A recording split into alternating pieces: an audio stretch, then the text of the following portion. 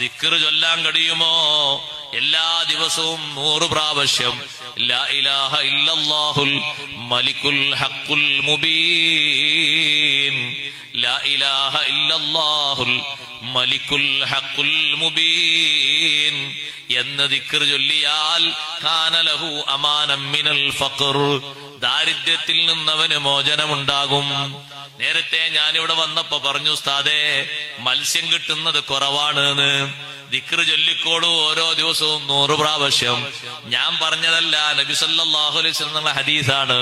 നമ്മളൊന്നും പറയാൻ കഴിവുള്ള അറിവുള്ള ആളുകളല്ലല്ലോ, തങ്ങൾ പഠിപ്പിച്ചതാണ് 100 പ്രാവശ്യം ലാ ഇലാഹ ഇല്ലല്ലാഹുൽ മലിക്കുൽ ഹഖുൽ മുബീൻ എന്ന് ദിക്ർ ചൊല്ലുന്ന മനുഷ്യൻ ദാരിദ്ര്യത്തിൽ നിന്ന് സുരക്ഷിതനാകും.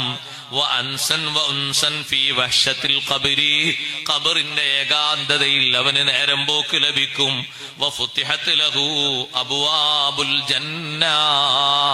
സ്വർഗീയ കവാടങ്ങൾ അവന്റെ ഖബറിലേക്ക് തുറക്കപ്പെടും.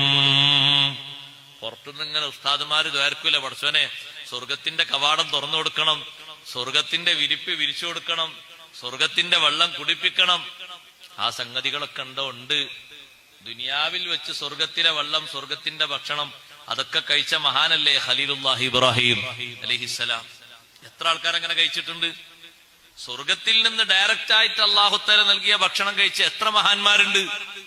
ബഹുമാനപ്പെട്ട സയ്യിദത്തുനാ ബീവി മറിയം റളിയല്ലാഹു അൻഹാ, അവർക്ക് അല്ലാഹു ഭക്ഷണം ഇറക്കി കൊടുത്ത സ്വർഗത്തിൽ നിന്നല്ലേ. സയ്യിദുനാ ഖുബൈബ് റളിയല്ലാഹു അൻഹു തടവറയിൽ കഴിയുമ്പോ മുന്തിരി കഴിച്ചത് മക്കത്ത് എവിടെയും ഒരു സ്ഥലത്തും മുന്തിരി ഇല്ലാത്ത കാലത്തും അള്ളാഹു ഡയറക്റ്റായി ഇറക്കി കൊടുത്ത മുന്തിരിയല്ലേ. സ്വർഗീയ ഭക്ഷണം, സ്വർഗീയ വെള്ളം കുടിച്ച ധാരാളം ആളുകളുണ്ട് ദുനിയാവിൽ തന്നെ. അവർക്ക് വലിയ സന്തോഷം, അവർക്കൊരു പ്രയാസമില്ല, പ്രശ്നമില്ല.